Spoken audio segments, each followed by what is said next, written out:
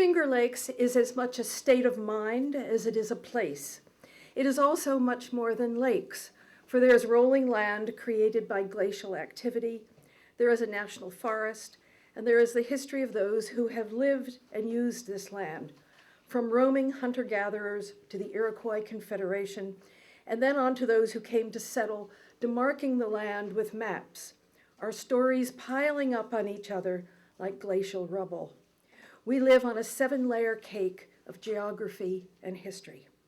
The Finger Lakes is bounded on the north by routes 5 and 20, from which the larger lakes, Skaneateles, Owasco, Cayuga, Seneca, and Canandaigua, hang like socks on a clothesline. The southern border of the region can be a line drawn from Ithaca to Watkins Glen, then dipping slightly down to Hammondsport, a notable Finger Lakes community, and probably while the railroads ran, one of the most popular entry points into the area. To the west, through Route 390 and Route 81 in the east, complete the encirclement.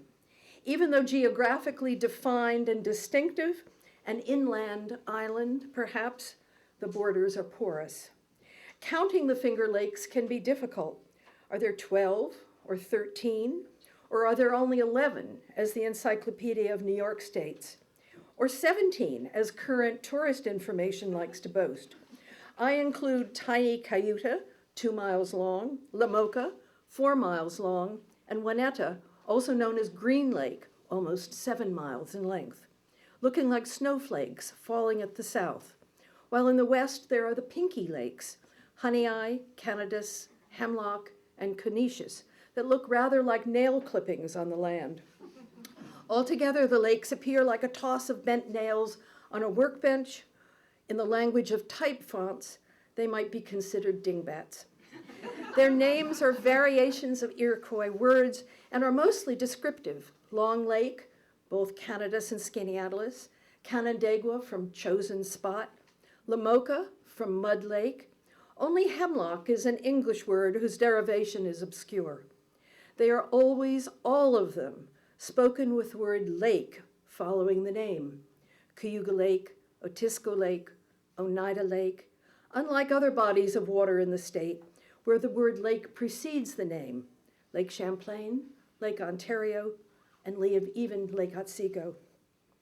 Geographically, the Finger Lakes began as a mud sea that gradually evaporated, leaving behind a layer of salt on which an enormous glacier dumped dirt and giant boulders. A second glacier that began in the Laurentian Plain of Canada raked slowly over the land. You might think of the glaciers as a child at play, dumping rocks and dirt into a sandbox, little fingers leaving indentations on the surface, and those ditches over time eroding deeper and deeper into gorges and lakes created by glacial pressure and constantly running water. Thus was the land of the Finger Lakes created. The salt, of course, is now mined from beneath Cayuga and Seneca Lakes.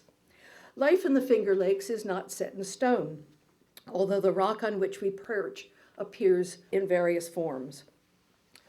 Our local stone can be seen in the many waterfalls for which the region is famous, and in the form of lucky stones washed up on the lake shores, those smooth stones through which ancient worm-like creatures once moved, leaving behind a trail of excrement that washes away after a time in water.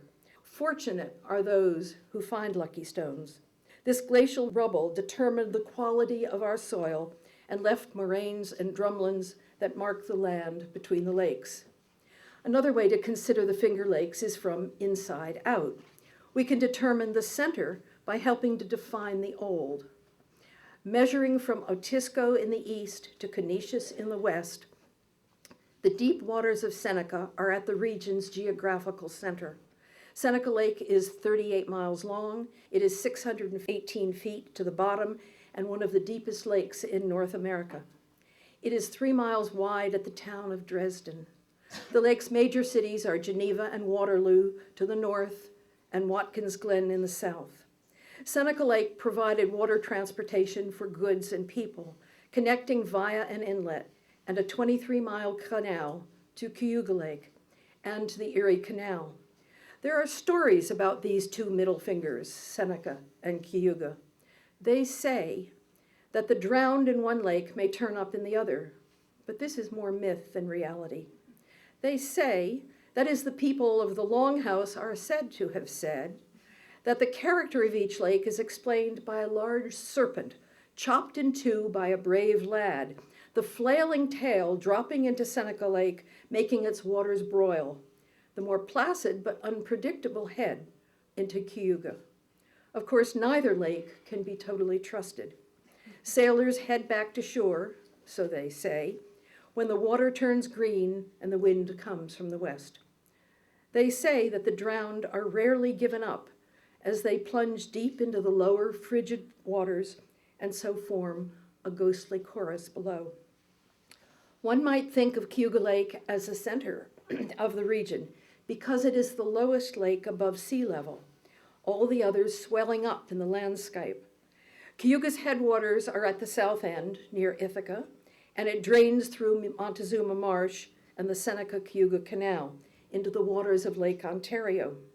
It is part of the Erie Canal waterway and once was the source of north-south transportation into and out of the area. Salt rode on barges towed south on the lake. Students once rode on steamboats that brought them to the university in Ithaca. Rail cars that run along the eastern side of the lake bring coal north from Pennsylvania. And for a time, speculators at crew races could ride a short rail line on the western side of Cayuga Lake that moved along with the sculls of 4s and 6s and 8s.